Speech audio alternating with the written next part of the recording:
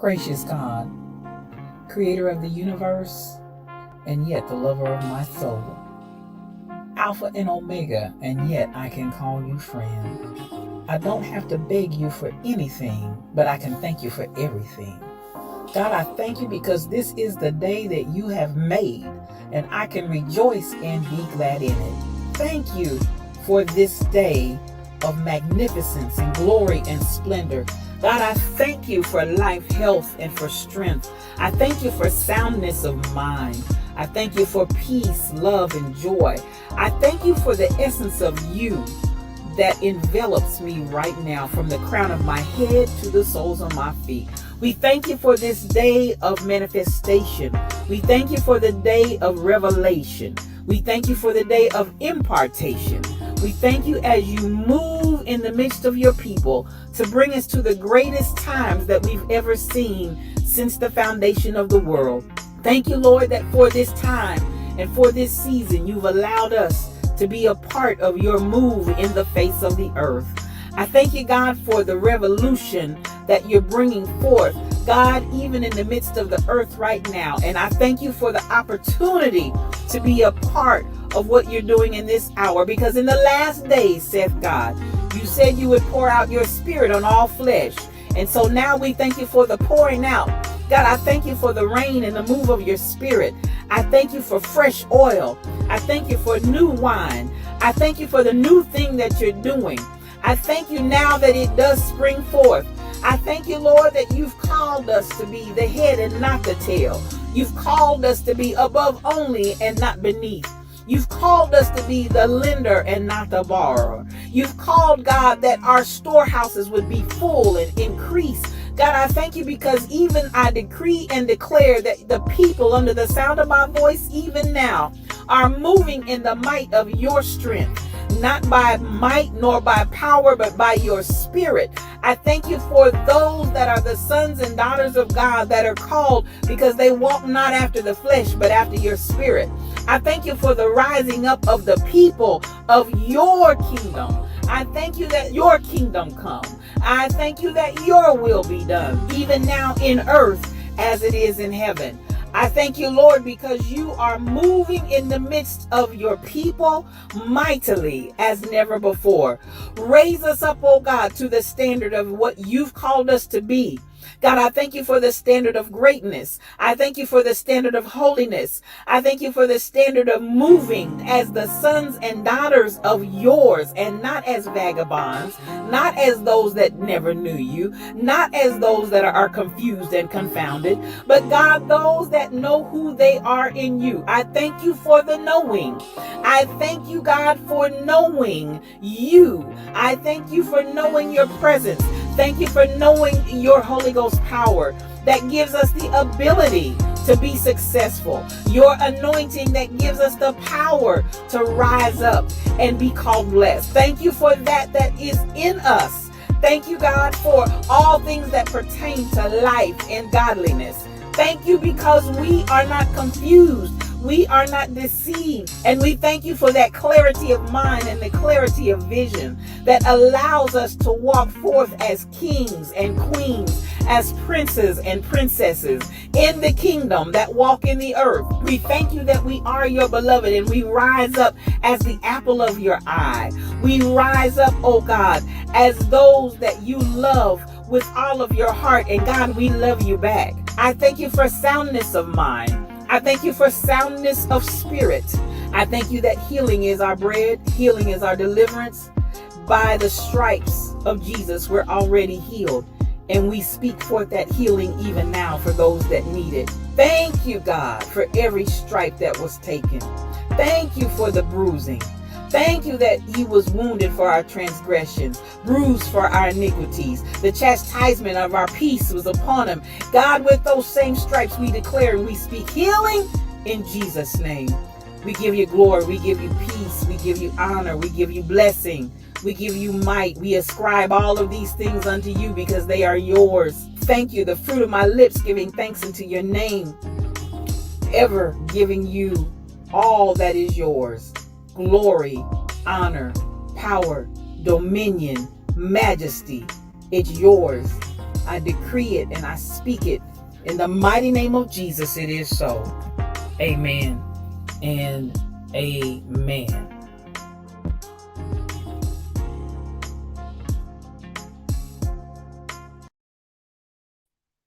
Good morning to you. Yes, I want to welcome you to this edition of Yes You Old Cubed One-on-One. It's just me and you. I'm so glad that you joined me on today. I am your spiritual thought leader, Regina L. Stillman, and it is absolutely marvelous, darling. It's marvelous on this Fresh Start Friday to be able to have this chit chat with you before I catch this plane and come back to Kansas City. I tell you, as my friend Teresa Jones has already said in the chat, this is the day that the Lord has made, and we will rejoice and be glad in it. For sure, for sure. It's a beautiful day in the neighborhood, as Mr. Rogers would say, and I'm so glad to be in this conversation with you on today. Now, as we get started, you know how we do. We started off right.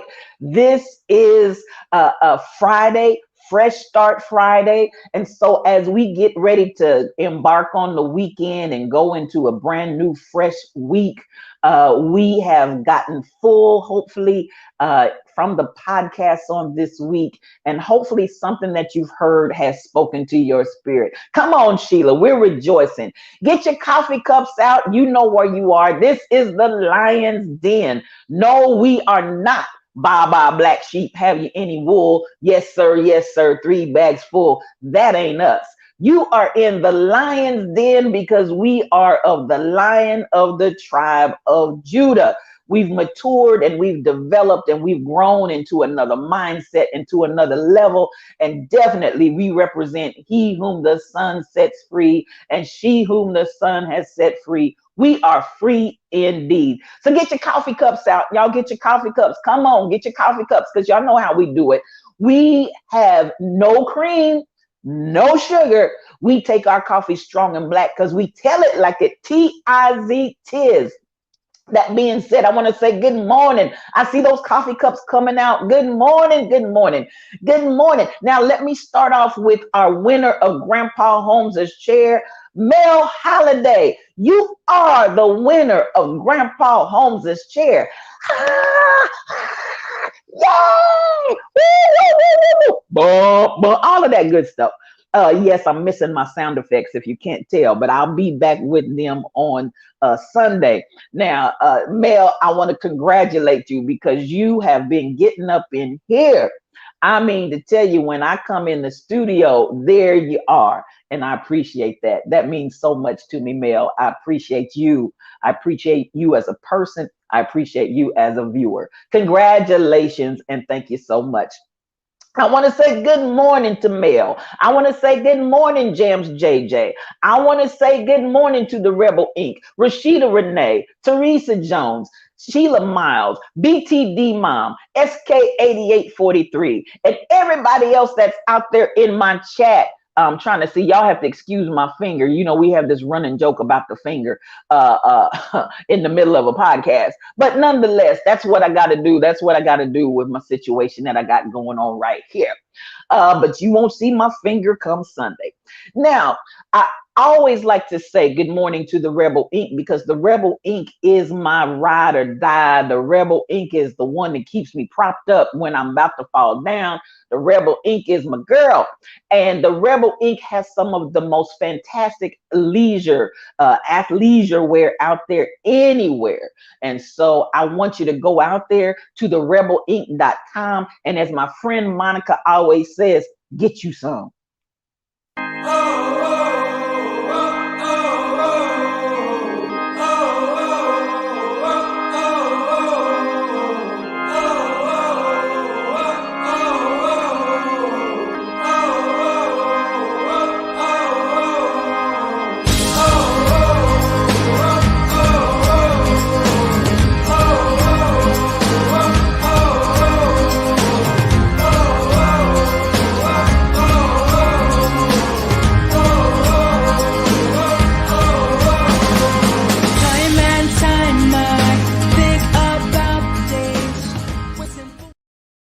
Yes, the rebelink.com. They have the best in leisure wear, and I just love the line. I love the rebelink.com, to tell the truth. It's a beautiful, beautiful, beautiful heart that has been blessing this earth with her presence in so many different ways. Bless you, Rebel. Now, you all know I'm wrapping up my 2 week stay. I want to stop before I move forward further. And I want to appreciate my friend Deborah Gibbs, who sent for me and provided this opportunity for me to come, all expenses paid, and just hang with her for 2 weeks in the crib, just to get some downtime and some R&R. And I want to say to Deborah, I love you, I appreciate you, and that's my girl. That's another ride or die. And so I have enjoyed this time away, just having some downtime. Had an opportunity to spend with my nephew on yesterday, came over and fed me well. We had a grand time. Called my sister SK8843, otherwise known as Sheila Miles, and got a video chat with her and enjoyed her on her birthday.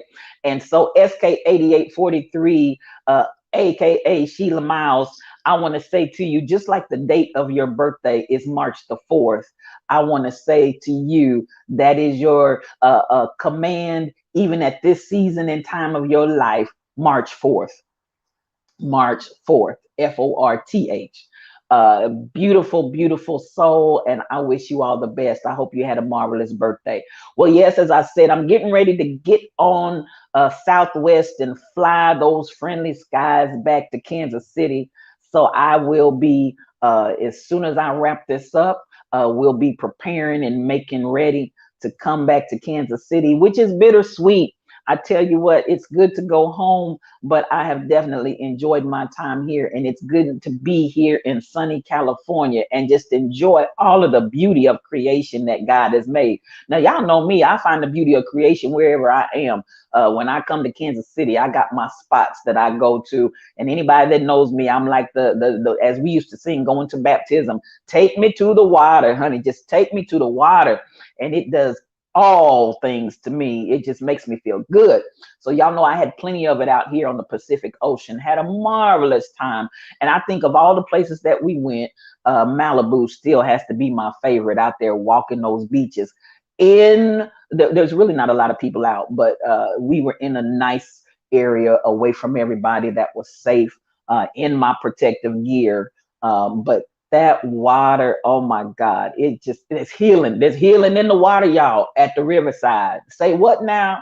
Yes, as Kirk Franklin said, there's healing and a blessing in the water, y'all. So this has been a marvelous 2 weeks, but I will be headed back to Kansas City, and I will be back in my studio. If God say the same, I will be back in my studio. Now, the big question, and the thing that I need y'all to enter and touch and agree in your prayer request. Please, please, please, please pray that my studio doesn't get mad at me like I've treated my studio like a side piece. Because y'all know, when I leave and leave for an extended time, I already told you, when I come back home, my studio has issues with me. So y'all pray that studio's gonna act right this time. Please, please, please, please pray that my studio's gonna act right when I come back here in a few days. Now, as we move forward, while we slumbered, slept, and slobbered, it was reported to me. Oh, I tell you what, Goya, which is a food company, Goya is scrambling because their CEO is coming out and continues to repeat the big lie. Yes, the big lie that Biden is an illegitimate president. You saw me throw my shade. I started right off with throwing the shade, but we're going to shed light. Listen, I don't just throw shade, I shed light. And we're going to shed some light before we leave up out of California on this fine day. But they are scrambling. The board of directors and the folks are scrambling because this man is coming out continuing to repeat the big lie. Now, this is my question and this is my issue.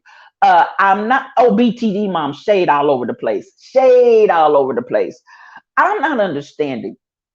Now, how is it we saw 45 come back once more and again in CPAC and start again telling this big lie.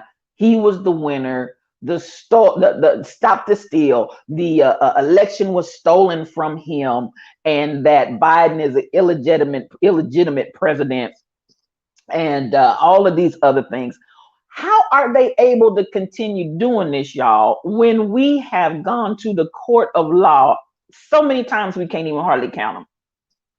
And every time this lie was struck down in the courts because it could not be proven, and it's just plain and simply not the truth. Now, all of us are still shocked, stunned, and amazed as to how many folk that have drank this Trump Kool-Aid really believe this man, in spite of all of the courts that have said it's not so, all of the information and statistics that show it's not so, even the Republican secretaries of state that have had to come out and say it's not so. And then this is the amazing thing that I said from day one. Would somebody please explain to me how, if he was cheated, then what does that mean for all the other people that were also on those tickets? Why, oh, why wouldn't all of the election be completely illegitimate if this was a true argument? Did you check your brain out at the door? I'm just trying to comprehend how in the whole heaven and earth people believe that this man's lie is truth. It just doesn't make any sense. Good morning, Joe. So this morning, Goya is scrambling because their CEO has jumped on the bandwagon along with some of the other representatives and some of the other senators from the party that are continuing to perpetuate this big lie. And so, it's a sad, sad thing. And I think, even as we talked about yesterday, how Dr. Seuss had enough wherewithal to begin censoring their own. Oh, as a matter of fact, that was a couple of days ago. Let me give you an update on that if you all haven't heard. When Seuss Incorporated decided that they were going to pull those books, Dr. Seuss has now topped the chart in sales, not so much from the people that are in support of them doing this action, but folks that are mad about these books being pulled out of the lineup because of the racism that was evident in the books, and they wanted to pull it out, or the xenophobia, the poor showing of Asian Americans and Black Americans in those books. They chose to pull it. So I guess the fight to that is let's show resistance by buying every Dr. Seuss book we can get to show that we are in opposition to this move. Hey, well, go ahead and make me rich while you get mad. It's always another dime and another coin in their pocket. So at the end of the day, but it does speak to, I'm not worried about all the other trappings. What I'm looking at is the core of it. What you're showing is that you're still very, very racist, and to not want for a company to really want to show everybody in a good light, whether it's Black people, Asian people, Hispanic, Latino, to not want everybody to be shown in a good light and say, why are we always picking and nitpicking at this and that and the other? We're good people. There's nothing wrong with it. There's something wrong when people want to change their ways and do the right thing, and you're mad because what it does is show you up for the wrong that's in your heart. So that's what I get out of that. Kudos again to Dr. Seuss.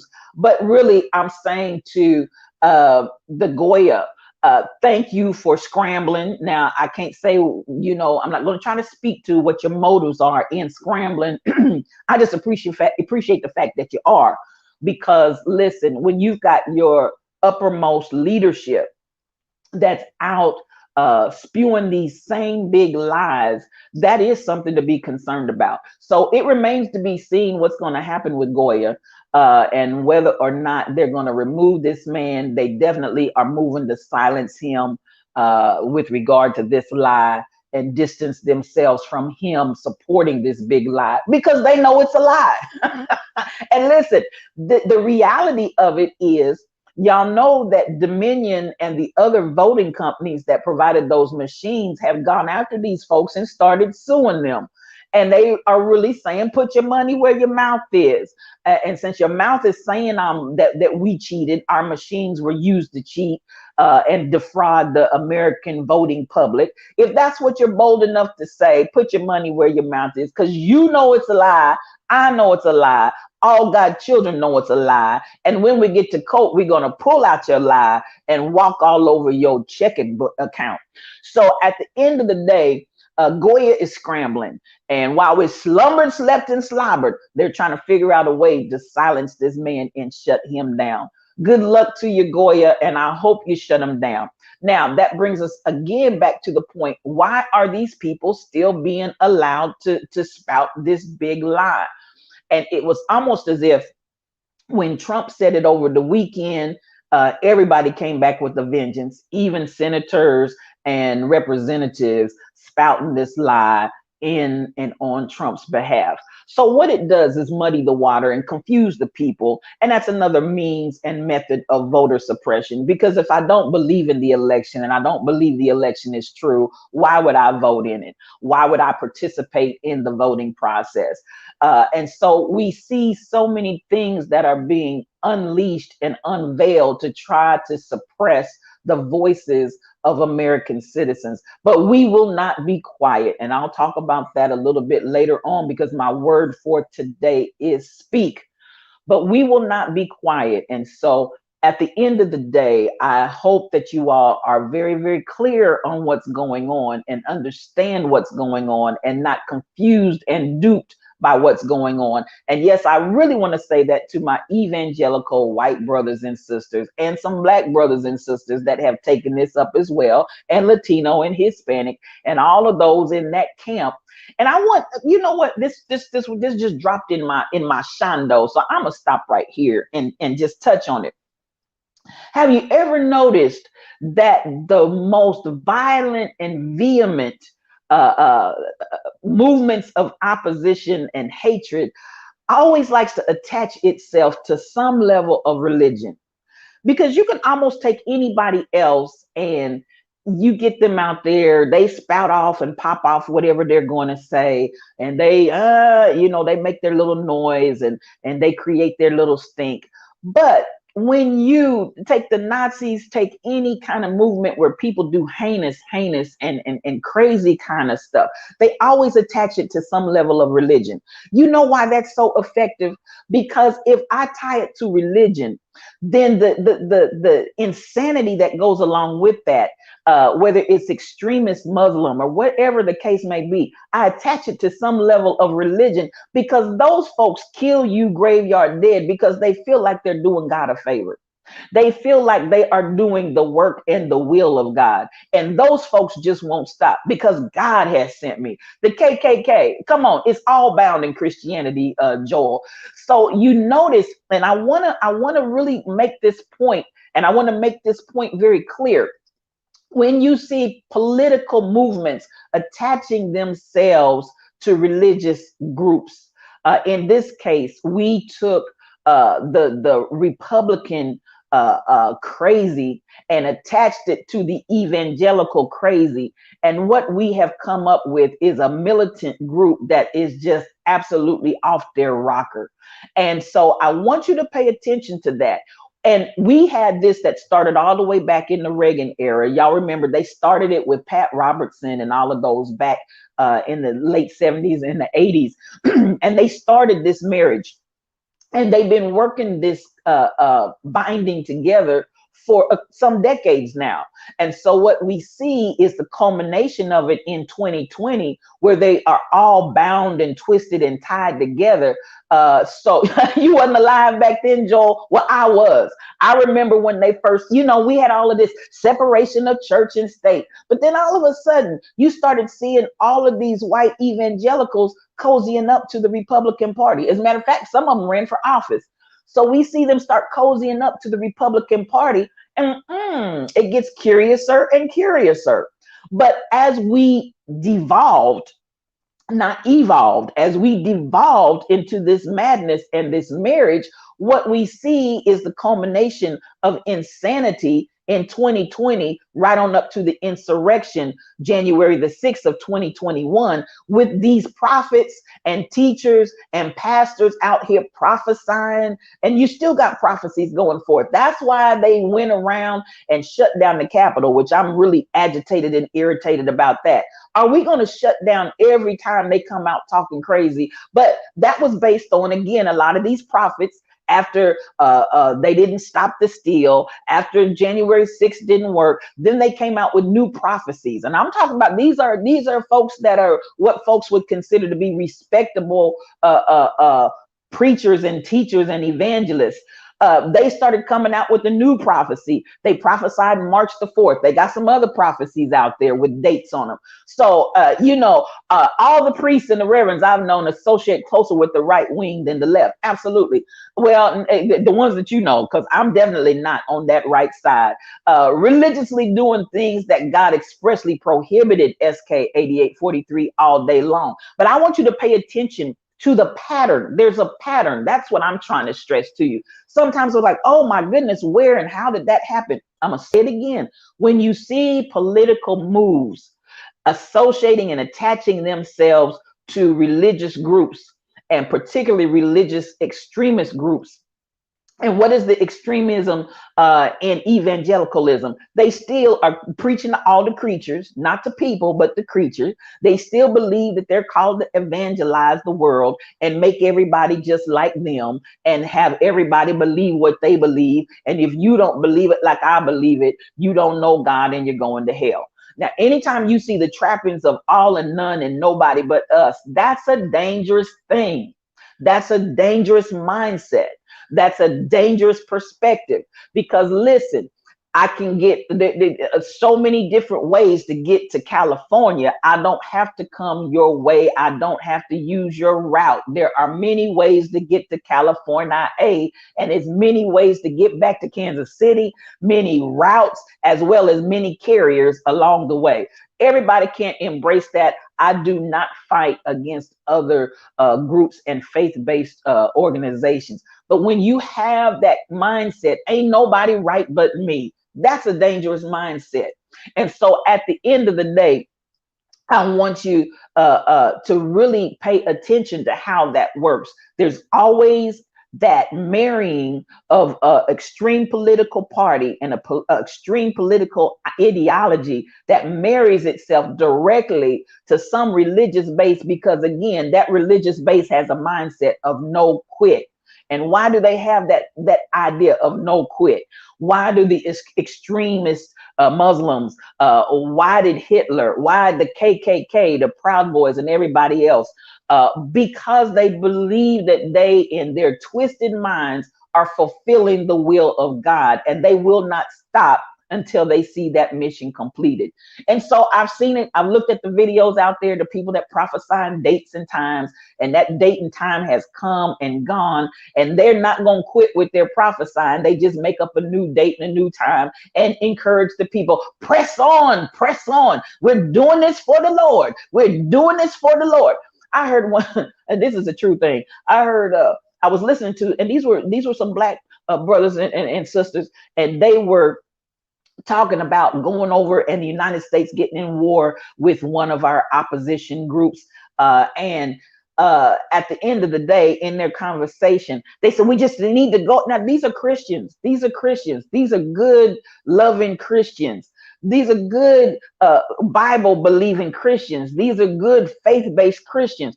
And they said, we just need to go over there and blow them all up to smithereens. And then this was the line that killed me. Fresh fried meat for the Lord. Fresh fried meat for the Lord. What are we doing? What are we doing? Yes, we need to do just like it did in the Bible, and we just need to go over and kill them all men, women, boys, girls, cat, dog, everything.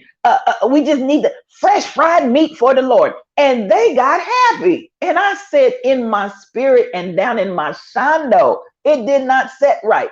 How can we be excited when we're talking about killing people, men, women, boy, and girls, kill everybody, kill their animals, and then top it off with fresh fried meat for the Lord? So at the end of the day, I'm looking and I'm listening. I'm saying, we have created this monster and called it religion. And that's how you get radicalism in government tied up with church folk, because church folk will cry fresh fried meat for the Lord and then shout and dance and speak in another tongue because they got like the Lord wants fresh fried meat. All souls are mine. So at the end of the day, it's not the will of the Lord that any should perish. So when we come up with this whole mindset that God gets some kind of joy, and like we're bringing, isn't that another, almost sounds like another form of human sacrifice? Fresh fried meat for the Lord. Fresh fried meat for the Lord. That's why you get political groups that will attach themselves to religious extremists, because they will go all out in the name of the Lord and do some dastardly, just dastardly stuff, and believe that they're doing what God wants them to do. So at the end of the day, and can I make that both literal as well as figurative? Because there are people that are out there killing folk in their spirit, in their emotions, in their minds, killing them graveyard dead in a rhetorical way of speaking. And the people are happy because fresh fried meat for the Lord, and hell is enlarging itself. And we sending everybody to hell instead of loving on them. Well, there was a sermon right there, whether you realized it or not. I'm not out here for fresh fried meat for the Lord. So just so you know it, I oppose that whole mindset.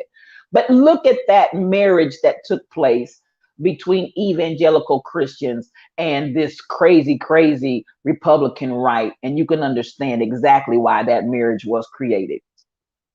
So if you don't know, now you know. And some may disagree with my perspective and my concept, but this is Yes You O Cube, one-on-one, just me and you. I tell it like it is. It's my show and I can say what I want to say. And I believe with all my heart that the observation that just dropped down in my shando is absolutely correct. So at the end of the day, pay attention to even the religious groups and the affiliations that listen, ain't no milk in this cup, Joel. Y'all know how we do it. Lions, no cream, no sugar. We take our coffee strong and black, because I tell it like it tis. Yes, I do. I tell it like it tis. So I'm going to caution and again encourage you. If you find yourself hooked up with a group of religious folk that feel like they the only way to Jesus, they the only way to heaven, they the only way to God, check your stuff. Because listen, God uses many people in many ways, and we ain't tearing nobody down, and we surely ain't looking for fresh fried meat for the Lord. Now, as we move on, I want to come to this story, which really blessed my soul. Now, this is how we want to fight, y'all. This is how we want to deal with things that are going on in the world. Kelly Loeffler got the blow of her life. Joel, God likes stir fry better anyway. That's funny. That is so funny. That's a good one, Joel. That's a good one. I'm gonna have to remember that. I was blessed because at the end of the day, Kelly Loeffler had her breakfast, lunch, and dinner served to her. Now, at the end, listen, Sheila, TIZ, telling it like a TIZ is true. It is, it is, it is. Now, listen, Kelly Loeffler, if you remember, I want to say, was she from Kentucky? Where's Kelly Loeffler from? Y'all put it down in the chat, because I really can't remember. I'm trying to block all that madness out of my memory.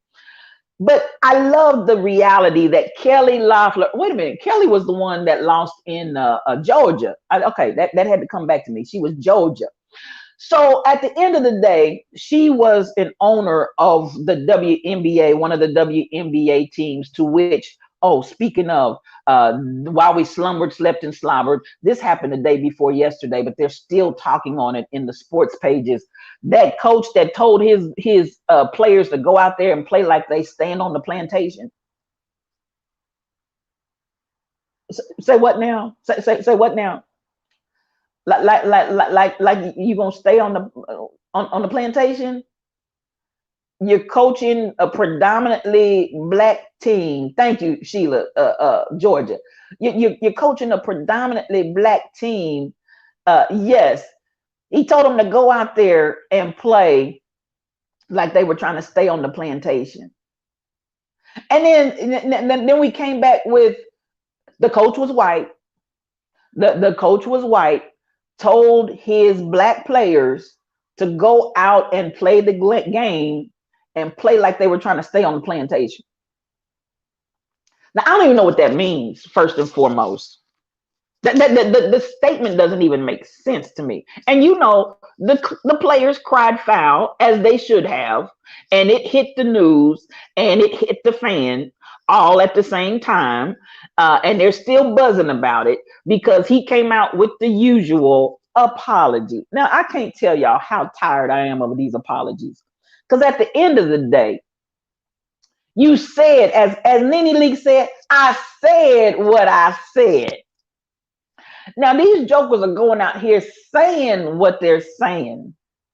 Let's pull that over. I kind of had a discussion and a debate with my good friend on yesterday because we're on two sides of the aisle. Because I'm tired of these apologies that to me mean nothing. So at the end of the day, let's go even to the antebellum parties that they're having with that sorority.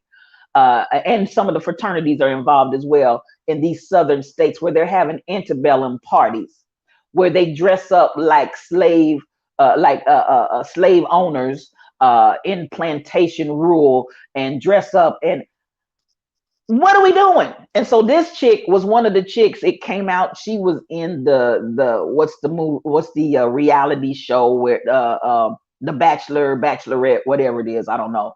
They trying to find a rich person and marry them with whomever. And so it came out with her that she was a part of these antebellum parties at her fraternity. And she's also seen with other pictures that show racist background and this and that and the other in the background of her pictures. And she's posing in the midst of all of this mess. So we've got this resurgence, and it's not funny. It's not comical. There's no joke about it. At the end of the day, when I get finished and I see a coach tell his players, go out there and play like you're trying to stay on the plantation.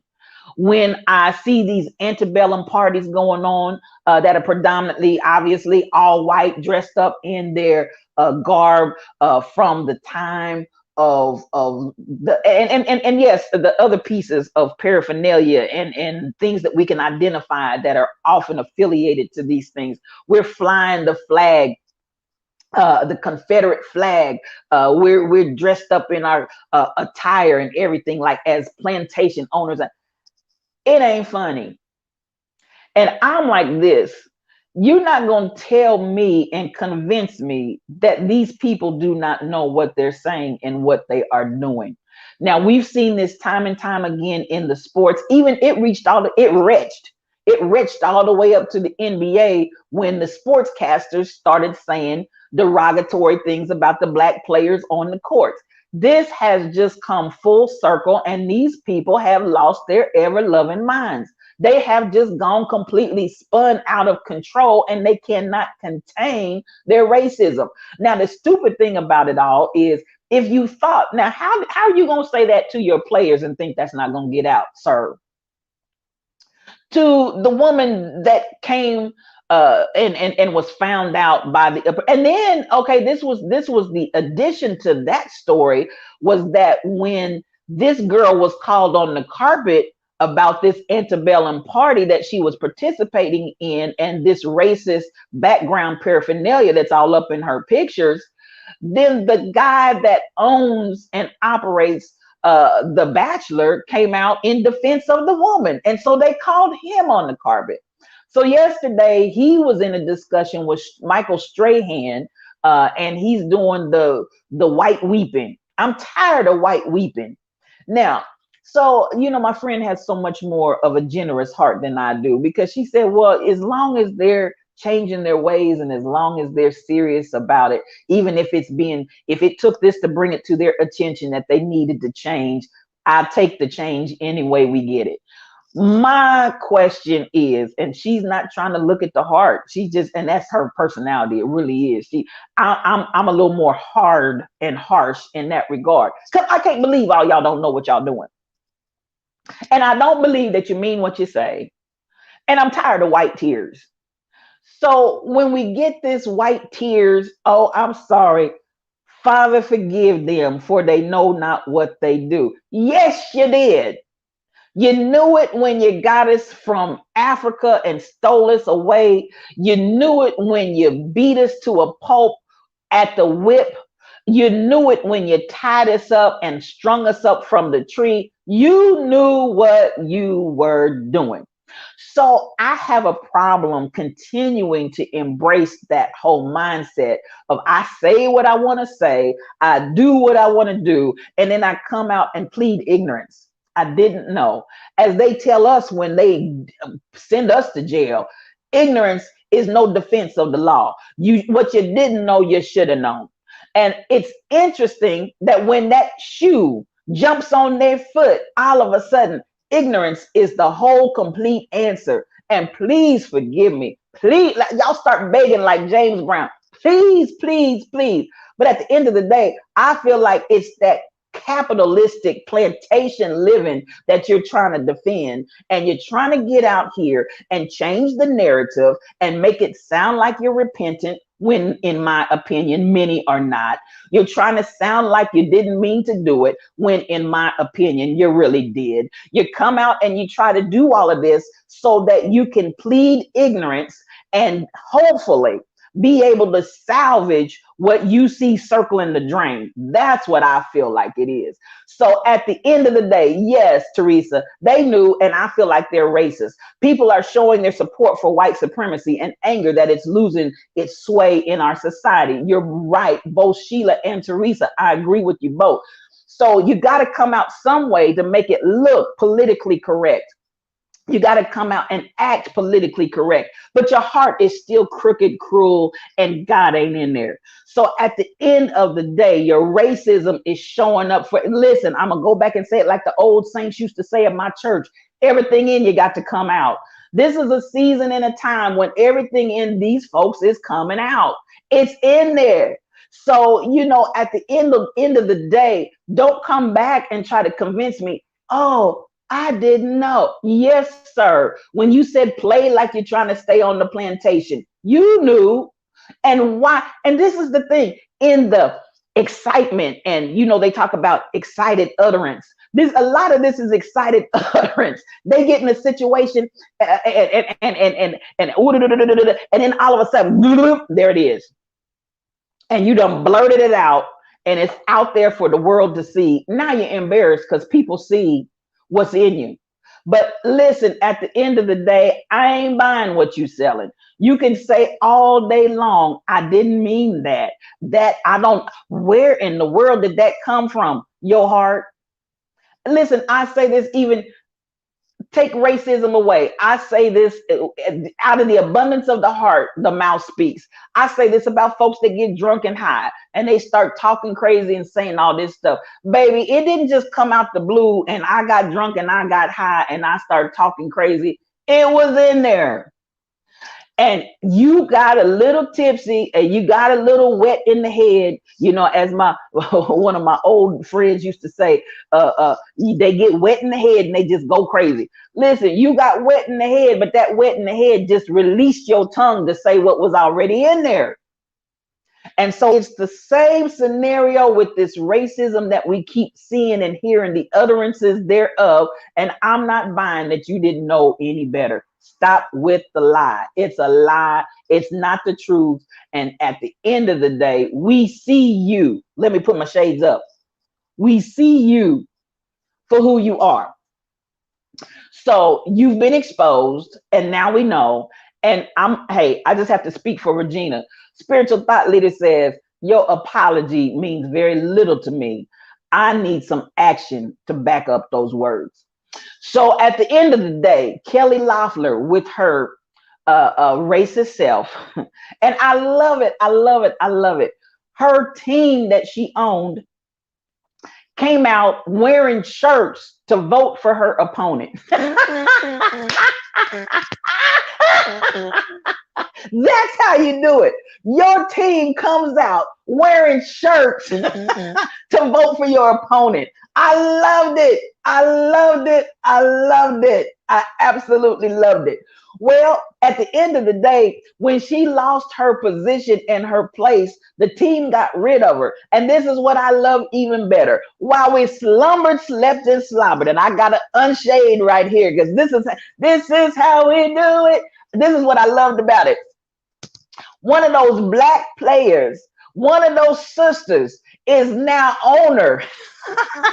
One of those WNBA sisters that you want to diss and you want to talk crazy about, and you want to make money off of their backs. You want to make money off of their skills. You want to make money off of their expertise and treat them like Hebrew slaves. That sister said, not only, yes, they did, Teresa. Not only will I come out with a shirt that says vote for your opponent, I'm going to buy your team. Woo!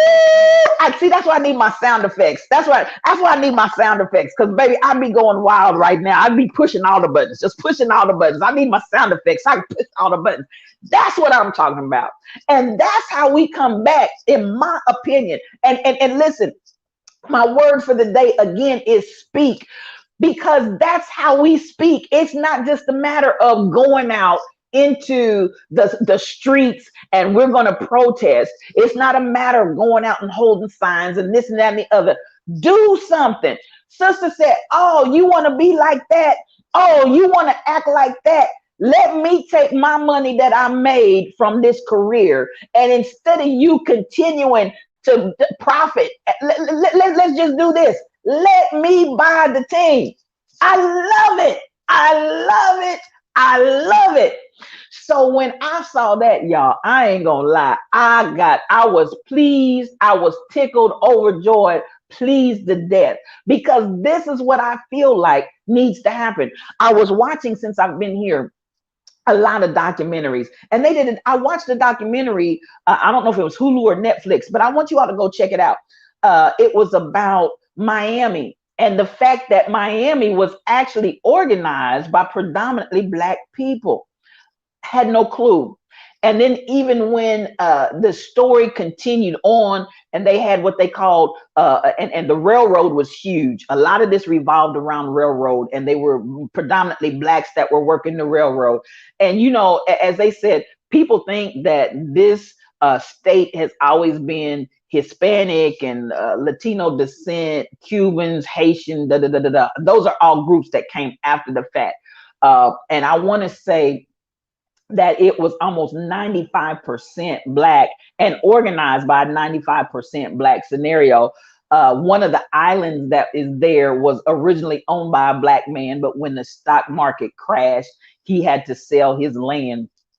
And then white people came in, as they do, is not uncommon. And I'm not talking about the white, but more so, let me be accurate and say wealthy people came in and bought the land up. But much of that was originally black people. And they had now, even though it was organized by them, they still were relegated to, and they said this was what they did throughout Florida. And I'm gonna have to go back and look at it, but they would always put the black people in the northwest quadrant of the city, because it was segregated. They put them in the northwest quadrant of the city and call it Color Town. Now, the reason why they would choose that particular was that they needed them, they wanted them away from them, but they wanted them close enough to get to work. We don't want you close to us, but we need you close enough to get to work, because you built this city, and not on rock and roll. We built this city.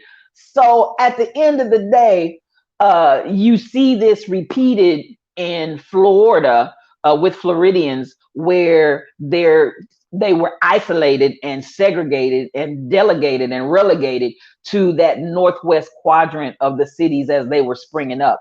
So it was interesting to me how you get this idea in your mind a way that a thing is, but the reality can be the exact opposite. But one of the black historians, when he was talking, he said, but this is what happened. And for whatever reason, black people, not only the fact that we didn't have the money, but sometimes we do, if we would bind together, we could do something a little bit differently. And again, not just for black folk, but let's look at people, period. But I am a person of blackness. And so I'm addressing what I know to be true of us as a people. We would never bind together and begin to do, as he said, the Jewish community came in, and at that time, Jews and Catholics were no better than black folks in the racist mind of supremacy and white supremacy. So the Jews came in, and the historian said, but they did what black folks would not. They relegated them out there to the shoreline. And what did they do? They bought the whole shoreline. They bought the whole shoreline. Every place they put them, they bought it. Yes, Jews are still downtrodden in society. That is true. That is true. So at the end of the day, as he was saying, I can't say nothing. He said they came well after we were here, but they did what we wouldn't do, in that they bonded together. And instead of just, oh, you gonna put me here? Okay, that's okay. We're gonna buy it. We're gonna own it. That's what I'm talking about. I want us to come to that kind of a mindset. And that's exactly what this basketball player, this WNBA sister did. She said, listen, we own the coast now. Come on. Listen to me. Listen to me. Joel, I hear you. I hear you. And so at the end of the day, this is what we have to bring ourselves to. We have an answer, and the answer is action. It's not always that I'm talking out here in the street and hollering and screaming. I need you to pay attention that Black Lives Matter. Listen, it's a matter of us coming together and beginning to say, listen, let's do this.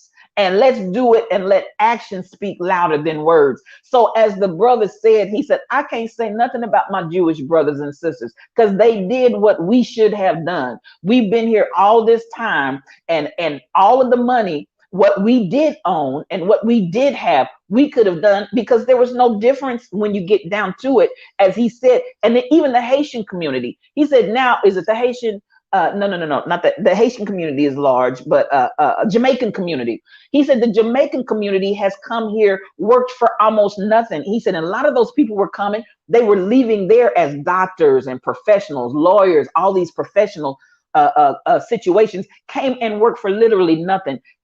Listen, banded together, got their stuff together, and they were working for less wages than even what the black bodies were. And he said, and at the end of the day, there became, between blacks, African American blacks, Haitians, and Jamaican blacks, there came this ugly, ugly, ugly. He said, we became almost the same as white people towards black bodies. He said, and that's hard for me to say, but that's the truth. I'm telling something. I'm talking good right now, because a lot of times we want to talk about everybody else. But listen, when we get, almost like we said yesterday, can we look at the reality that when Michael Brown's father has to come back and sue people that have made $90+ million off of the misfortune of the death and loss of his sons and other black bodies that have been traumatized? Same.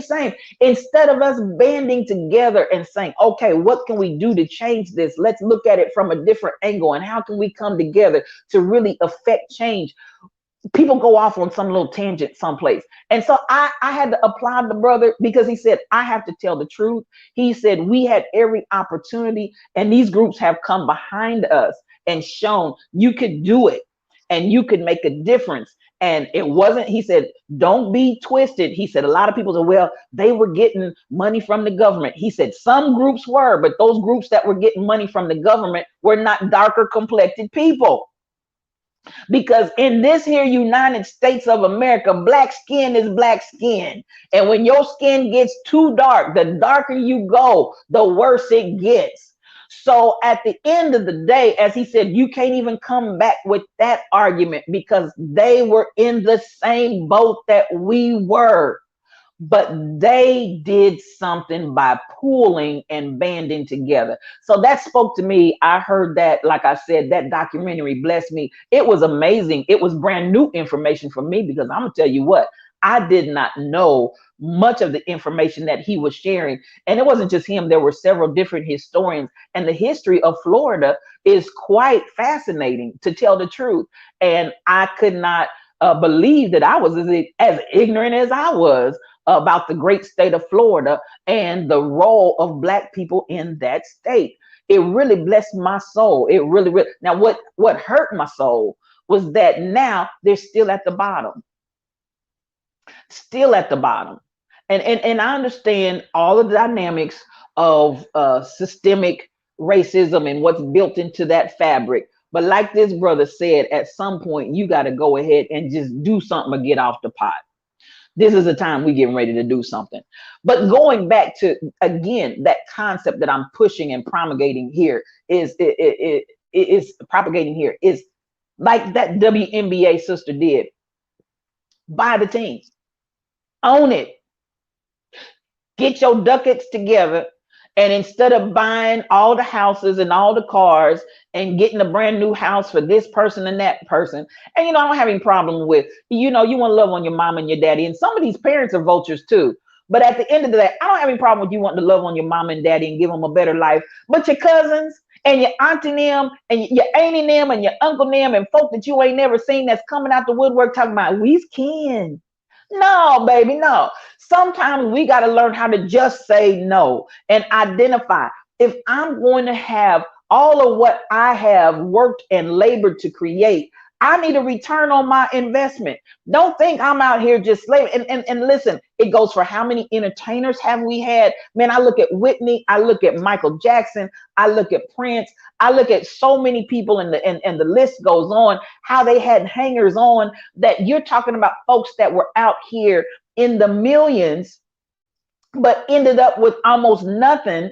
We can go down the sports line of how many athletes ended up with almost nothing because you get hangers on and you're out here putting all of your resources and capital in investment that has no return on it. And I'm not saying move into plantation capitalism. That's not what I'm advocating. What I am saying is this: we need to learn how to get the biggest bang out of our whatever it is. I'm almost reluctant to say buck because it sounds like I'm trying to get into plantation capitalism mindset. But I am saying we can rise above if we do things differently. If we would look at how we're operating and what we are investing in, where is my investment? Whether it's my time, my energy, my resources, my mind, whatever, where am I investing and what am I doing with it? Now, I look at, they had Crib, this show called Crib, and these people are going out and they're showing these big fabulous houses, and they do you know there's so many other things that you can do? I was most appalled, and I actually stopped watching the show when one of the little stars of the show was showing how he insists that he has to have a diamond in every ice cube. Don't bring him a ice cube that doesn't have a diamond in it. I'm tired. Stuff like that makes me tired.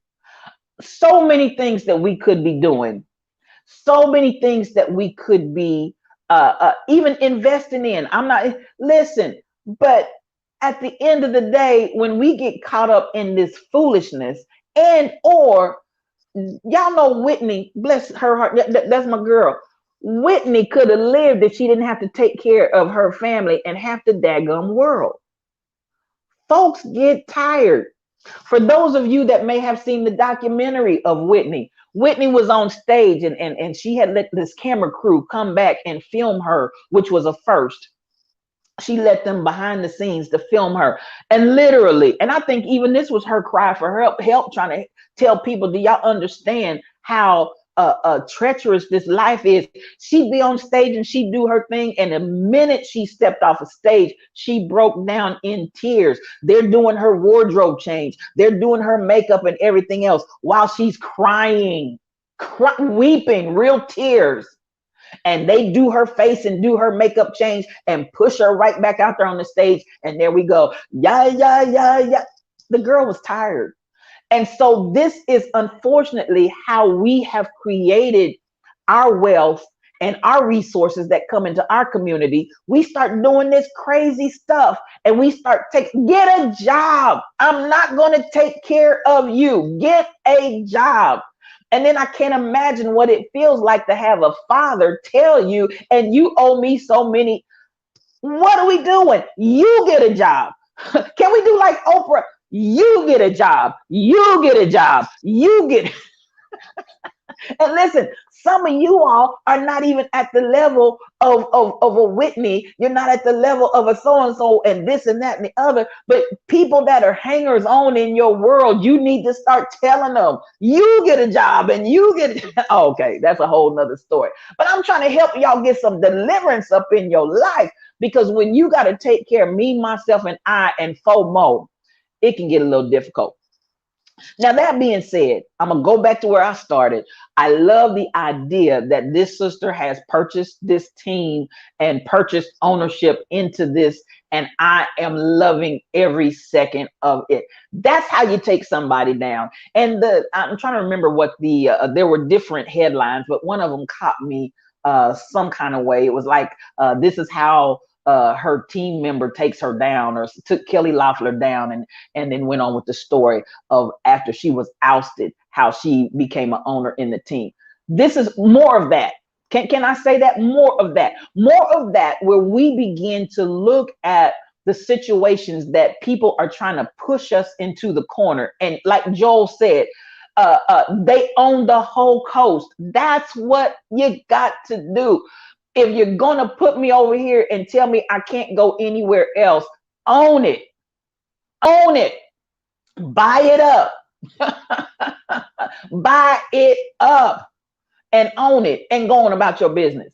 So at the end of the day, that reminds me the Minneapolis debacle. I looked at that whole scenario with George Floyd, and one of the young ladies came out and she did a video, and she was just talking. Somebody videoed it and it went viral. And she said, y'all asking how we can burn this stuff up? Y'all asking how we can do this? Because we don't own any of it. We are basically colonized in this spot. You all have congregated and compacted us up in this little space of land, and you own everything and we own nothing. And that's part of the frustration, that at the end of the day, we're relegated. And I understand, I understand systemic racism we've talked about the color of money. I talked about the color of law. We understand a lot of this is de jure. We understand a lot of it is de facto. But at the end of the day, I'm saying to all people, but especially brown and black people, we can make a difference if we start binding together. Where there's unity, there is strength. There's a scripture that says a threefold cord is not easily broken.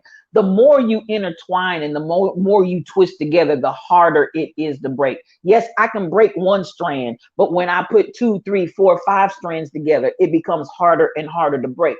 All I'm saying and advocating, let's get together. Let's get together and do this without infighting, without biting and devouring and tearing each other up. Let's come together with one mind. Let's come together with one vision, one course, one idea. And when I'm saying that, I'm saying one to the extent of unifying towards love and freedom. That's what I'm saying. Unifying towards love and freedom. What many roads, yes. Many carriers, yes, but what's the ultimate goal? Let's get unified on that ultimate goal so we can get there. And we can do it. We can do it without a shadow of a doubt. We can do it. So those are the things that I read and identified this morning. There was a whole lot out there, but I wanted to select a few to speak to the word that I want to get to on today. And I'm gonna get to it quick, fast, and in a hurry here so we can move on before I get ready to travel. Now, my word of the day is speak. My word of the day is speak.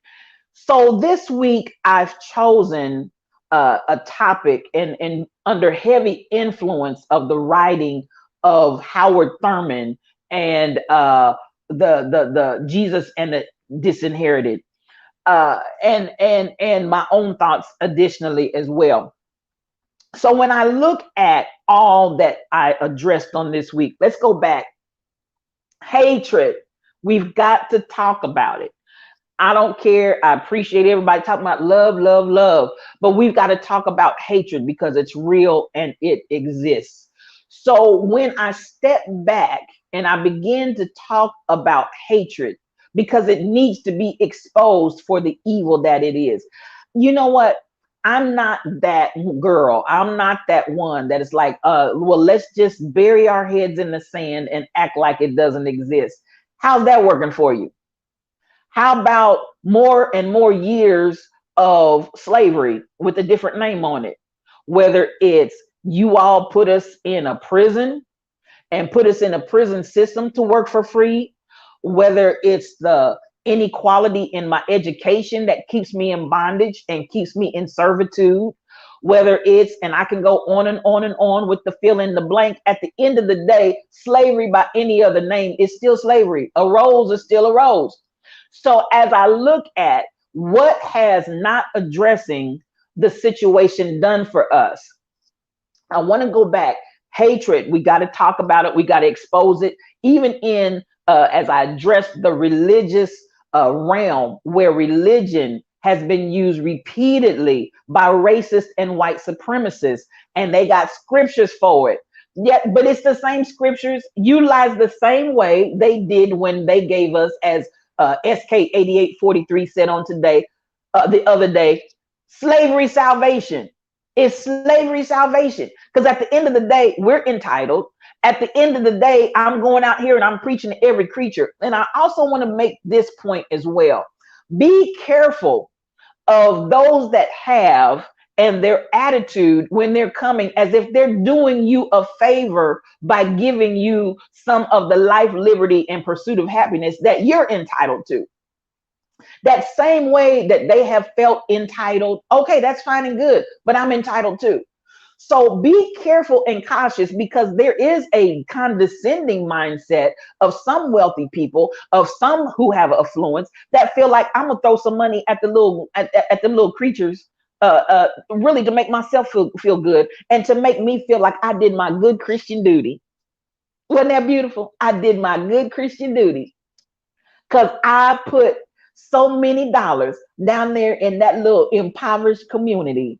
And wasn't that a beautiful thing? No, that wasn't a beautiful thing with the heart and attitude that you're coming from. Because at the end of the day, if you're looking at me as if I'm some kind of little pickaninny, and you came down here and gave this little pickaninny some money, gave this little pickaninny an opportunity to get a scholarship and go to school, you listen, at the end of the day, and I'm not saying don't take the scholarship and don't go to school. I'm trying to address the heart of the issue and the heart of the matter. Don't feel like you've done something grandiose when your heart is still wicked. And you're doing it because you feel, well, you know, the Lord wants me to do this. This is what he wants me to do. Come here, pickaninny. Let me see if I can send you to college. Listen, at the end of the day, I still want us to be aware of the attitude by which many people still have stank written all over it.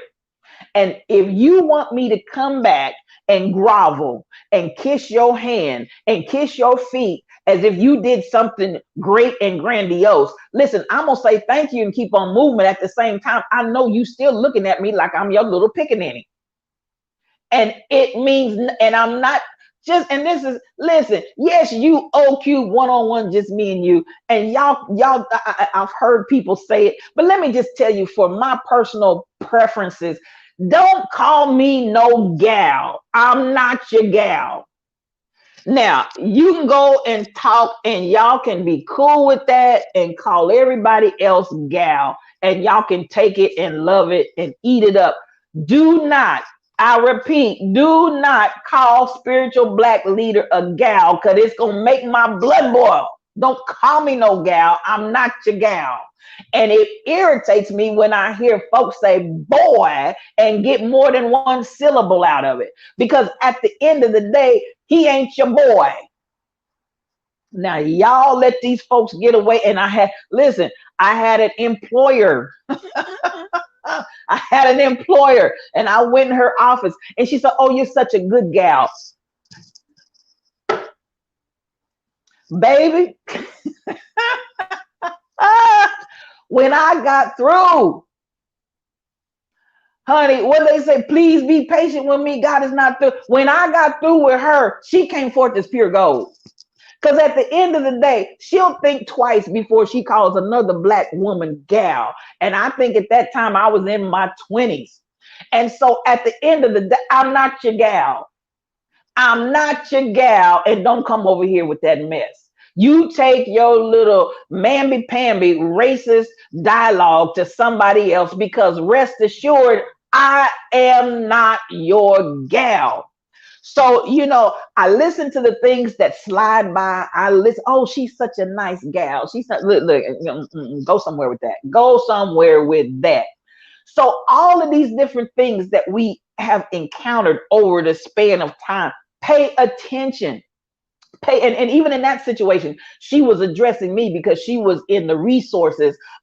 Listen, sunshine. Oh, listen, Michelle, all these little things that we get out here from Karen and Ken. Stop calling me these little pet names, because I'm not your pet.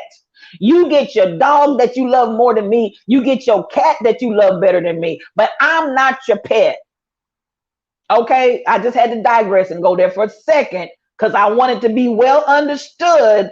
I find it offensive. Don't part your lips and let it roll off your tongue, because you're going to get some pushback from me. And I'm yet saved, thank the Lord. But you're going to get some pushback. You're going to get up off of me with some gal. I'm not your gal. So at the end of the day, we've gone through this whole thing of hatred. And this whole, what did I say? To create hatred, I've got to first dehumanize you. I've got to first dehumanize you.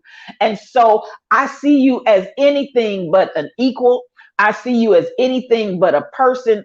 I see you as anything but another human being that's entitled to the same blessings that I'm entitled to. Nobody is better than anybody. I don't care who you are. I don't care what you think.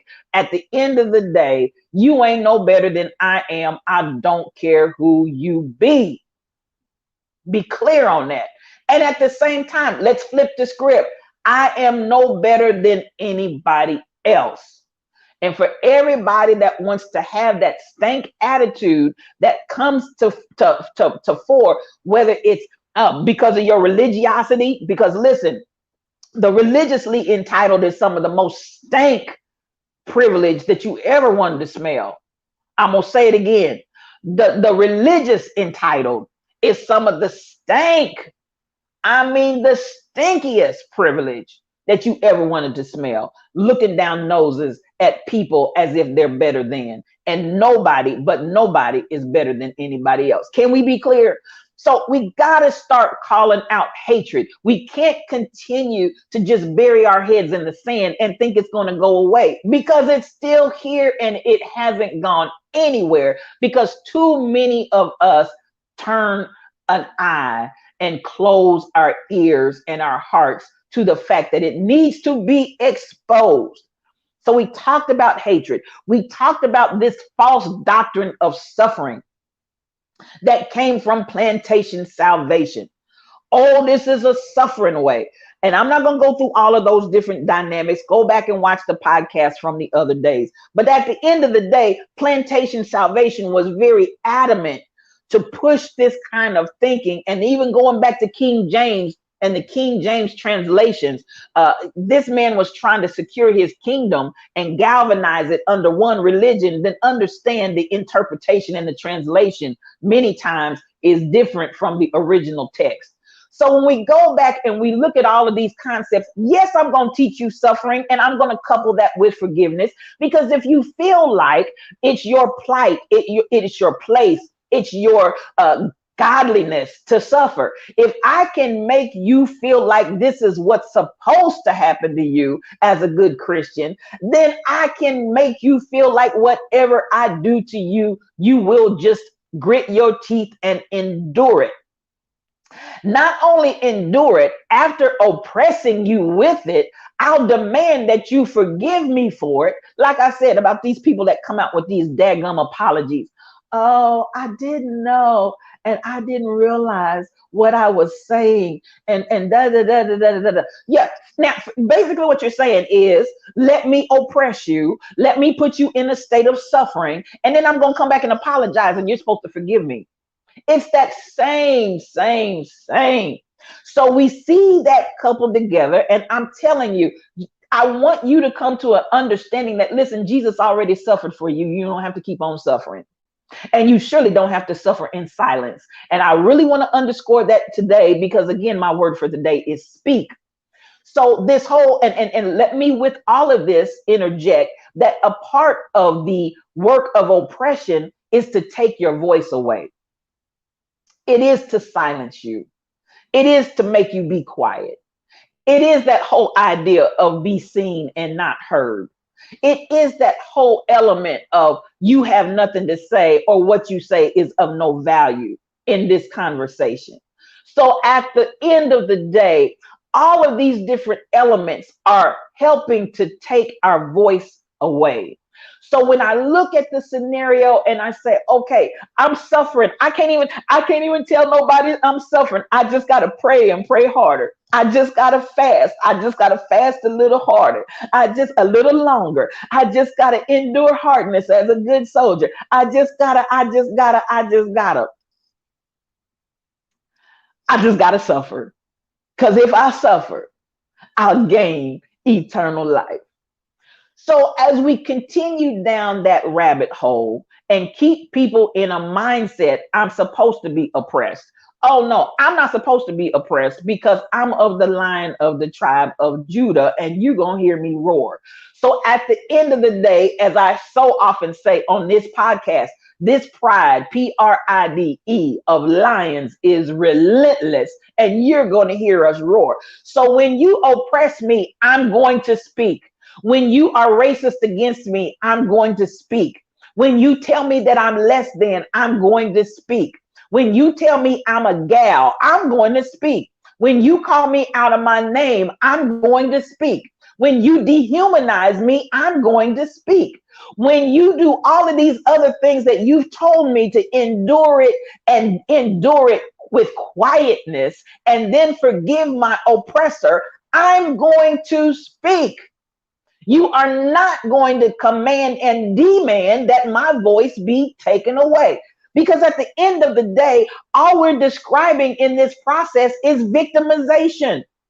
And one of the greatest liberations that has taken place in our time is for victims of crimes, especially sexual violent crimes, to begin to speak up against their oppressors. And guess what? Many times the oppressors were who? Their employers. Many times the oppressors were people with power. Many times the sex traffickers were wealthy people that had the means by which, I don't even have to go into Epstein. All I got to do is say the name, and y'all already know what's up. And Trump was over there. And at the end of the day, let's be clear, so was Bill. So we look at all of these things, but who's sitting in jail? Bill Cosby. Who's sitting in jail? Bill Cosby. Who's sitting in jail? R. Kelly. Now, am I saying if they were guilty of these crimes that they are not to be jailed? But what I'm not saying that, but I am addressing they ain't the only ones, and they surely wasn't the first to do it. And it's a whole lot other out here that have done worse than them, and their haunches are still walking free. Their haunches and their hips are still out here walking free in these here streets. Because ain't nobody held accountable but the black folk. And part of that is, let me be clear, part of that is let's let you remind yourself, even though you have come up in a state of status and respect among the people, we can take you down whenever we get good and ready. Hello? That's what some of this is. It's not all just about the crime that they committed. It's about uppity Negroes thinking that they're more than what they are. It's about uppity other minorities and ethnic groups thinking that they're more than what they are. And we can show you, we can put you in your place whenever we get ready, even though you may be doing some of the same dastardly and damnable things that we've been doing for centuries. We're entitled to that.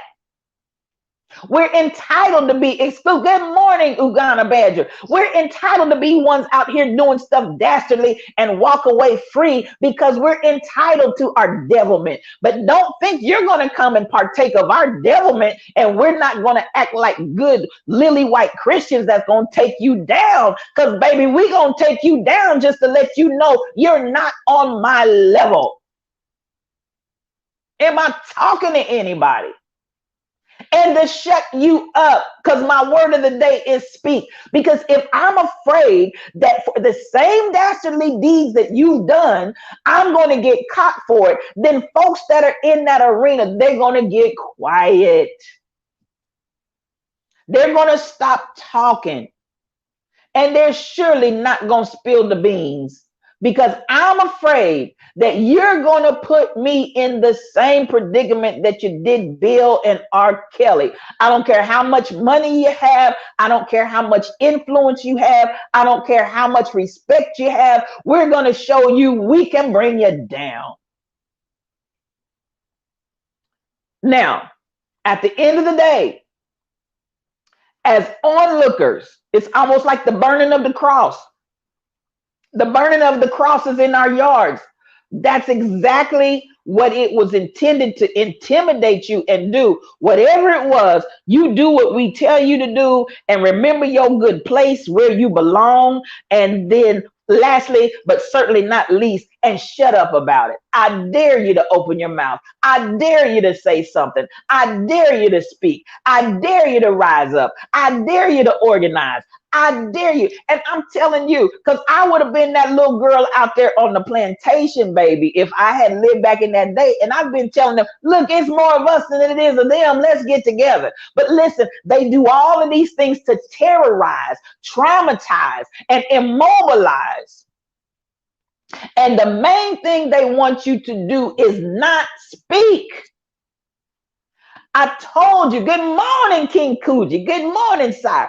I told you all, even when we look at the reality of what was going on when Howard Thurman's grandmother said, you're not going to read those Pauline epistles in this house. Because that's all the white preacher would preach when they came to the plantation, because they wouldn't let the black folks speak. They wouldn't let the black folks preach. They don't want you to speak. They don't want your voice heard. They do not want your perspective out there. They do not want to hear what you're saying, because you're speaking the truth and you're exposing the devil for who he is.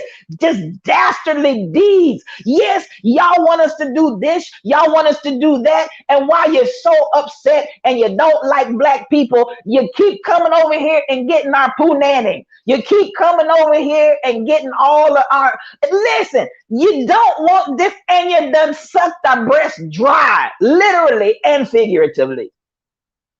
But you don't want anybody to say anything. And so if you look at the process, what the process is showing is nothing less than victimization and traumatization. Are you traumatizing behavior that is meant to allow the perpetrator to continue victimizing you? And then you want to turn around and say, and the Lord said, forgive. Even after this weak apology that you know is a lie. But the Lord said, forgive and endure hardness as a good soldier. Because all that will live godly gonna suffer persecution. Everybody ain't suffering the same persecution. And the main ones preaching it to me are the main ones that ain't suffering. Y'all ain't ready for me. The main ones preaching it and teaching it are the main ones that are not suffering. Have you ever paid attention to that? And that's not just in a racist society. I need church folk to wake up to this reality as well. That preacher and that leader that y'all paying all that money to, and I have no problem with preachers being compensated in the gospel. I have no problem with that. I believe in it. But I'm talking about folks that are skinning you alive, and particularly coming out of the other camp that wants to always hold you at bay. Y'all go to their conferences, you put all your money in their coffers, you buy all their books, you go to their schools for training and education, and all of that requires your dollars in their pocket. And then they'll look up and tell you, all that will live godly will suffer persecution. And after they done preached that to you, and you done snotted and cried down there on the altar and bought that book, 7 Steps To, they go out, get in their personal private jet, fly back to their house and a mansion, and go in and put your dollars in their coffers.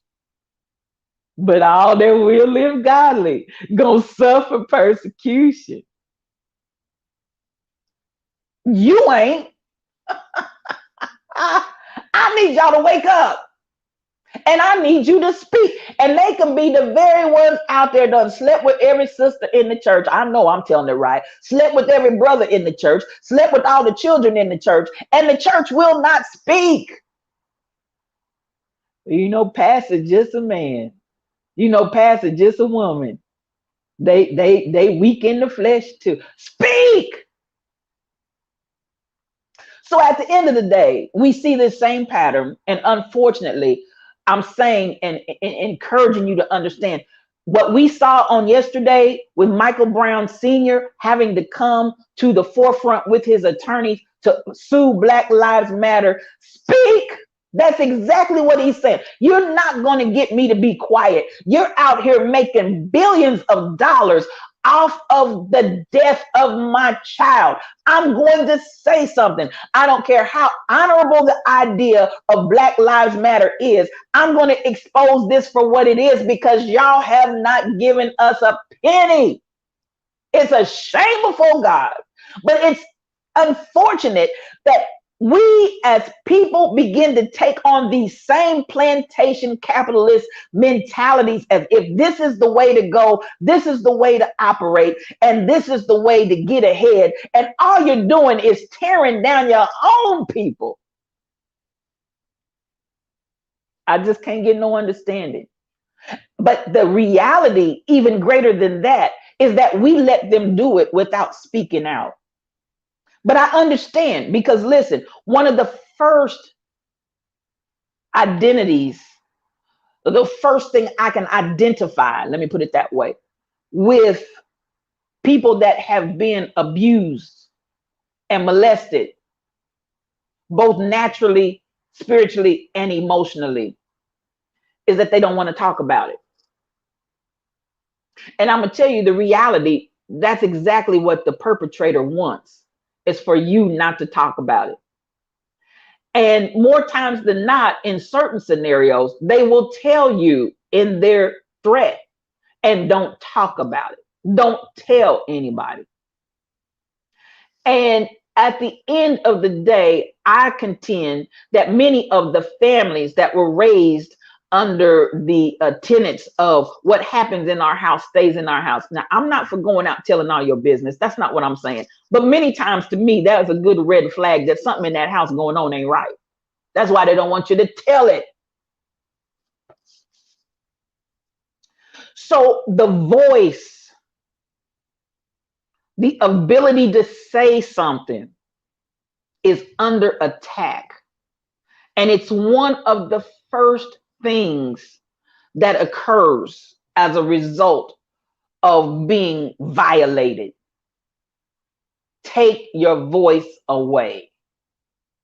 And so as we look at what we have endured in this country, and we've been violated, not just Black bodies. I'm glad Aguna is here as one of my native brothers. And then I've got Joel in Australia. I've got people that can attest in wherever you come from. you know that if you're not the power wielding majority, which usually is affiliated with wealth and money, victimization is not uncommon. And one of the first things that you will find taken away is voice. And I'm saying this additionally, I'm going to be twofold in this concept. I want you to understand why it is so critical and so vitally important. It just came back to my mind. One of the articles that was in While We Slumbered, Slept, and Slobbered, one of the articles that was in place this morning was DeJoy is continuing to dismantle the post office. This man is just running amok. He is continuing to dismantle the post office. And one of them said, listen, the carrier said where it has been, nothing will stop us from delivering the mail. At this point, they're starting to rethink. We are not going to be able to continue on with that motto because the mail ain't coming. By the time this man gets done, the mail ain't coming. Well, let's be clear. Why is DeJoy so hard pressed to dismantle the post office? Because again, we've got voting rights and we've got voting bills that are on the table right now, which for American citizens, that's our voice. And I'm trying to get you to understand, after Georgia, after the Georgia peach, after she turned that red state of Georgia on its ear, listen, after Georgia, they want to shut your voice down. And so where they're talking about the ability to have mail-in ballots, the ability to continue on in that trend, you can't mail it in if the post office ain't going to deliver it, or if they're not going to deliver it on time. Listen, all of this is violation against the people. What are they after? They don't want you to speak. That's what hatred will do. That's what, when you tell people you gotta suffer, you just gotta endure. When you go through and then forgive your oppressor. That's what you go through when you go through all these things and then want to put fear in your heart. I'm trying to silence your voice so you cannot speak. I need you to pay attention to the why. Why is DeJoy continuing, as the headline said this morning, continuing to dismantle the post office? They are after your voice. Now, we talking about 2 years from now, 4 years from now, it's going to be time for your voice to come forward. How is your voice going to come forward if mail-in balloting, which is one of the things that they're providing through the bill, if mail-in balloting means nothing because you can't mail it in by the time he's dismantled the post office? They're after your voice. And it's a violation. It's a violation of your person. It's a violation of your rights. It's a violation of your right to be heard. Is anybody listening to me out there? Do y'all understand the words that are coming out of my mouth? Oh, I got to do one just for Shelby, and she may not even be here, but could it be the devil? Dun, dun, dun. Ain't nothing but that old slimy devil. This man is loose. And so as we look at the reality of how important your voice is, how important it is for you to speak, I'm going to go back. I got to take my shades off because that ain't no devil conversation right there, honey. Listen, I'm shedding light right now. I want you to understand wherever you are and whatever is going on in your world, it is vitally important that you learn the power that is given to you by just that one word. Speak, speak, speak. Don't let anybody shut your voice down. Some of you have endured traumas in your life from your past that you have yet to speak about. Speak, because it will heal you. It will release you. It will free you. It will validate you. Am I talking to anybody? Speak. Do not let people shush you down. You know, I went through many seasons of where my voice was taken and my visibility was taken as well. And I'm not invisible anymore. Come on, SK. I'm not in, ain't nothing but that old slimy devil that takes your tongue. We used to say, you know, I was really bashful. And so I would hear very frequently, cat got your tongue? That's what the old folks used to say. I got to bring that one. Y'all help me remember. Those of you on Yes You O Cube, y'all help me remember. I need to see if Tyrone knows cat got your tongue. But they would say, cat got your tongue? What's wrong with you? Speak. And then I came from people that told you, don't just speak, look somebody in the eye when you speak to them. Don't be looking all upside the wall, looking all down at the floor, looking all off into the east, into the sunset, into the sun. Speak, look in their eyes and speak. Am I talking to him? Yes, Royal Confessions. We need to ask him, does he know anything about cat got your tongue? He probably gonna be like, what?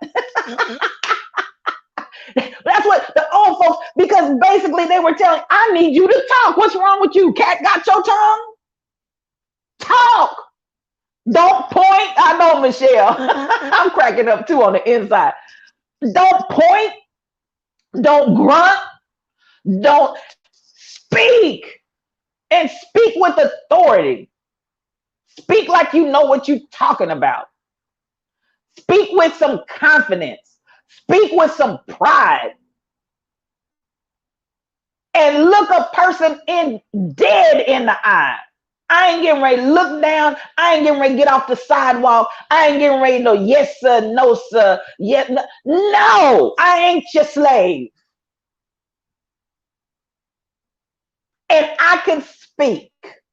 And I can speak clearly. Now, I do a lot of ebonics and talking like I don't know how to talk on this here podcast, but I can be just as professional and articulate when I need to be in the right circle, in the company of people that might want to think that I'm black and stupid. I know how to get in my skin and love the skin that I'm in, and I articulate every word that I want to speak clearly, understandably, and distinguishably so that they know I ain't your gal. Did you hear what I said? I ain't your gal. And I'm going to look you dead in your face. And I'm not going to be looking at the wall. And I'm not going to be nervous and fidgety. I'm going to talk plainly. Am I talking to anybody? Speak. Don't let the folks get your voice. But I knew of a time when I was intimidated. But what did we say on yesterday? God has not given us a spirit of intimidation. Fear is not going to control me. Fear is not going to dominate me. Fear is not going to run me into the ground. I refuse.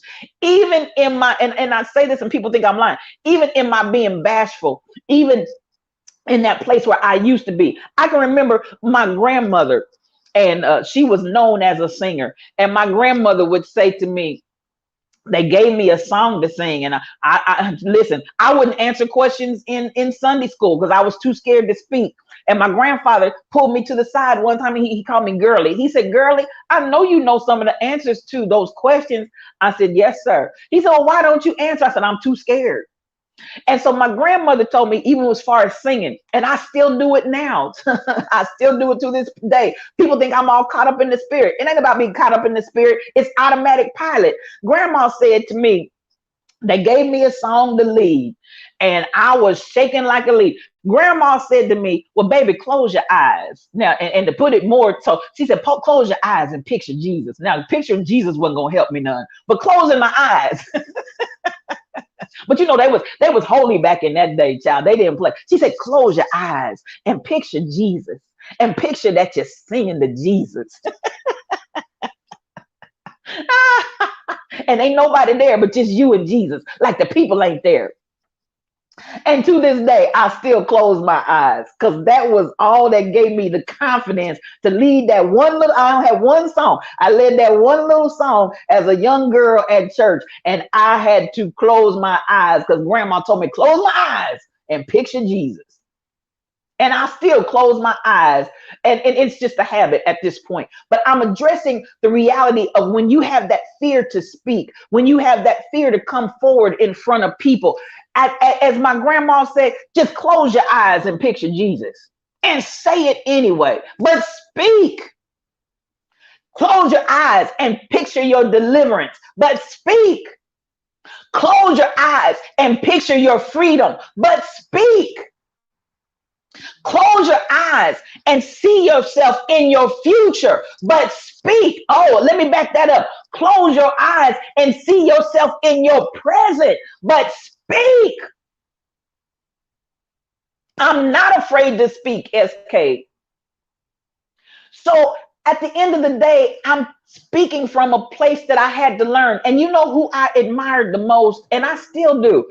People that have the ability with no fear, no anxiety, no him hawing. I admire people that can just speak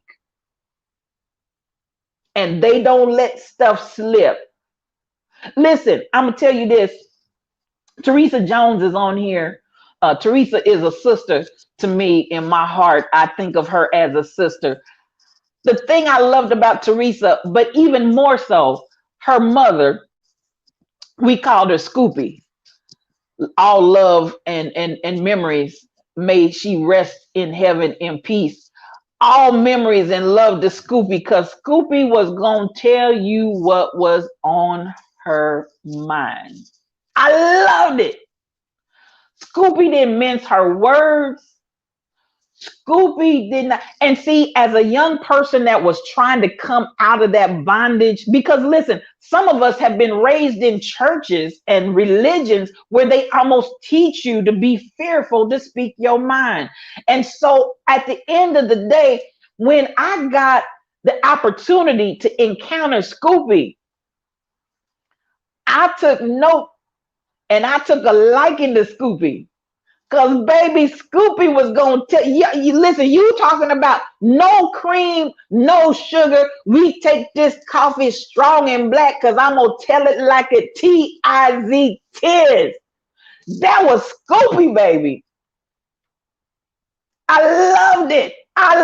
And baby, she would say it with such eloquence and with such simplicity, but baby, and she would do whatever way it had to come, whether it was gonna cut or whether it was gonna caress, you were gonna get the truth, the whole truth, and nothing but the truth. So help me God. And there's certain people in your life that will attract you, particularly when your voice has been taken away.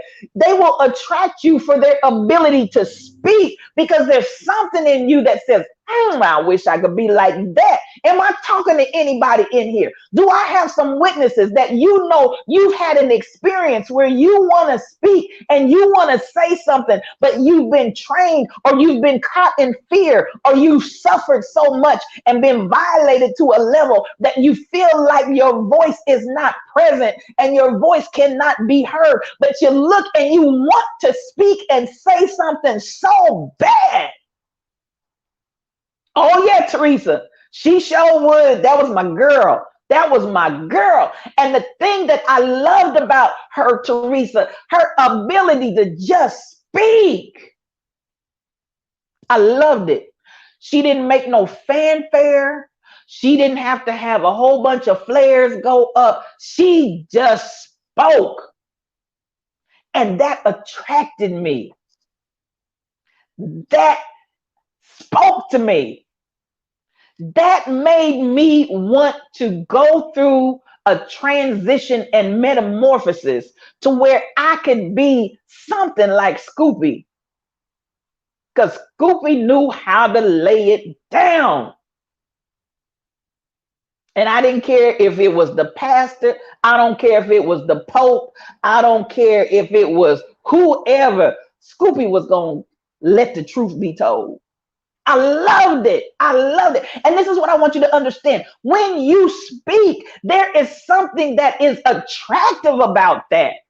It's not attractive to have crickets. It's not attractive to be out there and nobody has anything to say because you're all scared. Teresa, you said sometimes she made you nervous. That's what happens when you speak. And at the end of the day, what I will say, Teresa, sometimes she made you nervous. I understand that, but I guarantee you, it definitely left you with respect. It definitely it left me with respect for her. Because I'm going to tell you what, even though I went through, and maybe that's my own, sometimes you dislike the thing that you came from. What gets my goat more than anything is when people won't speak up and stand up for themselves. Because I know that treachery. I know that space of living. And I know how tormenting it is. And unfortunately, that choice of lifestyle is exactly what your perpetrators and violators want you to do, because it allows them to continue to oppress you and continue to make you suffer and continue to put you in fear and then come back and say, you need to forgive me for all that I've done against you, with you having not said a word to call them on the carpet. And they get away with it. Am I talking to anybody this morning? They get away with it. Why? Because we wouldn't speak. And sometimes you need to speak at the very onset. Sometimes we let that thing drag on, and by the time we do say something, it's too far gone. Or really, as the old folks, I got another one for Tyrone, nip it in the bud. Now, surely he's heard that one. Surely he's heard nip it in the bud.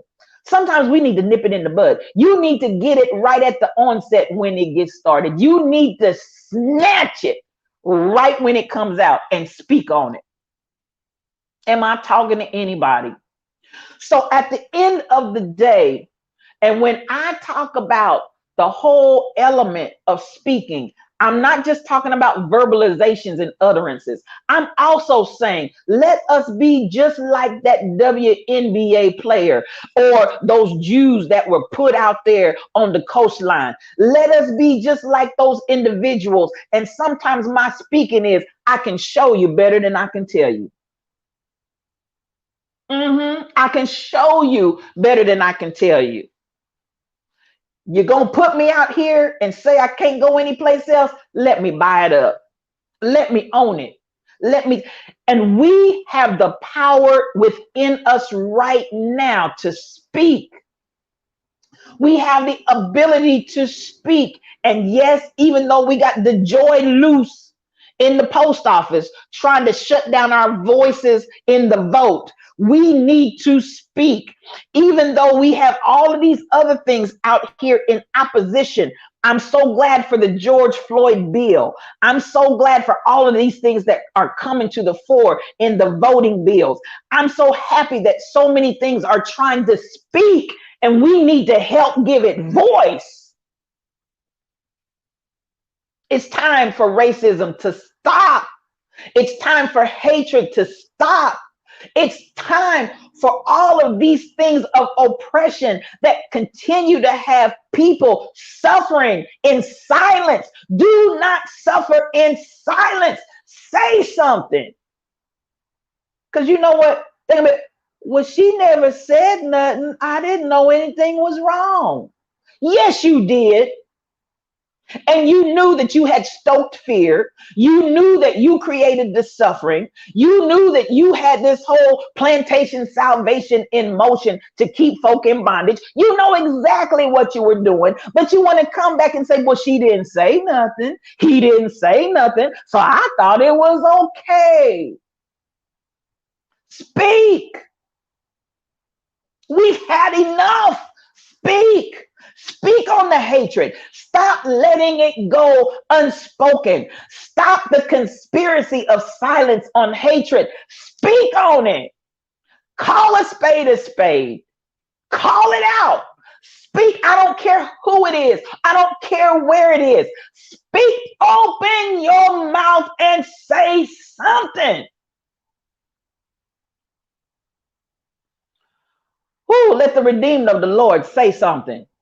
Let the redeemed of the Lord say so. Let the folks, let the lions roar. This pride, Pride of lions is relentless, and you're going to hear us roar. If you understand redemption's story, then say something. Don't just sit back like a bump on the log. No, open your mouth and say so. Call it out. Talk about it. Identify it. Speak on it for what it is. And so to all of you that have found yourself rendered speechless and voiceless, I decree and I declare and I speak into you this day. You shall speak. You shall roar. You are of the lion of the tribe of Judah. You will roar. It's no more baa black sheep. Have you any wool? And you come back talking about yes sir, 3 bags full. Those days are over. I need you to roar. Arise, shine, for the light is come, and the glory is risen on you. Roar, say something. I just, listen, the spirit of Scoopy on all of y'all. Everybody under the sound of my voice, the spirit of Scoopy just overtake you.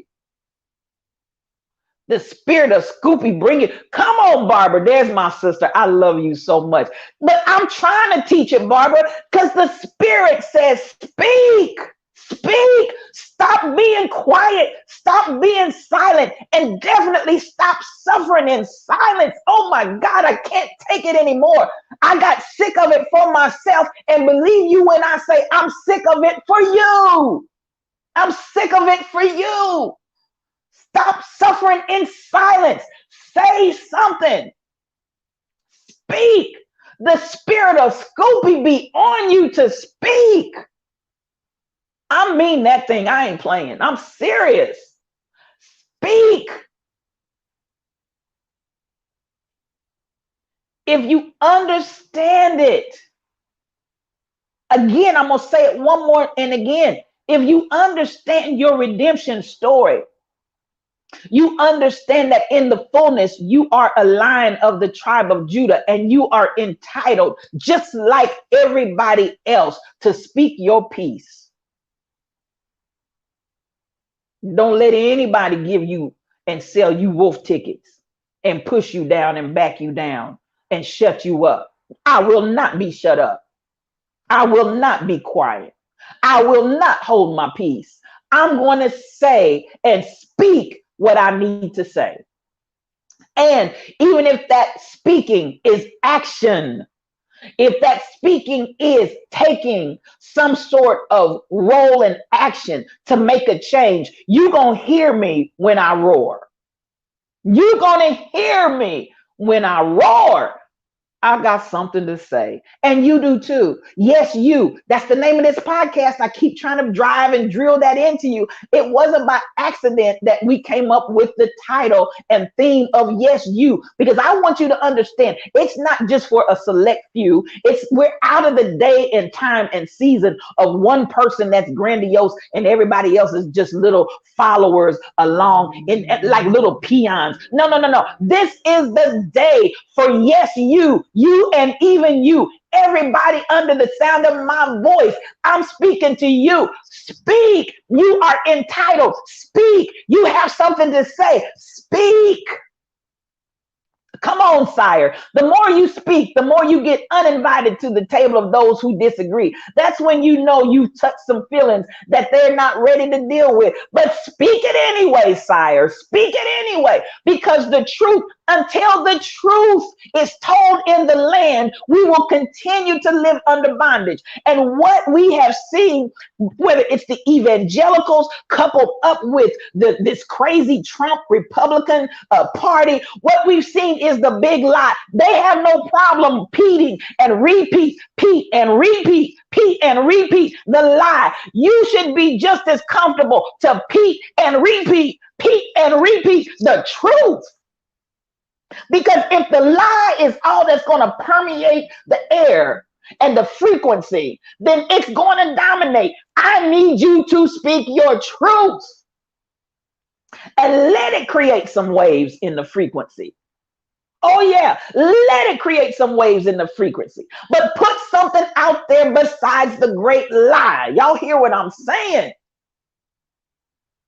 Even like the great lie, this ain't the first time. If you go back and look at, they wanted to say about the Civil War. The Civil War wasn't about slavery. This is for revisionist people that want to tell another narrative to the story. It wasn't about slavery. It was about Northern aggression. It wasn't about no Northern aggression.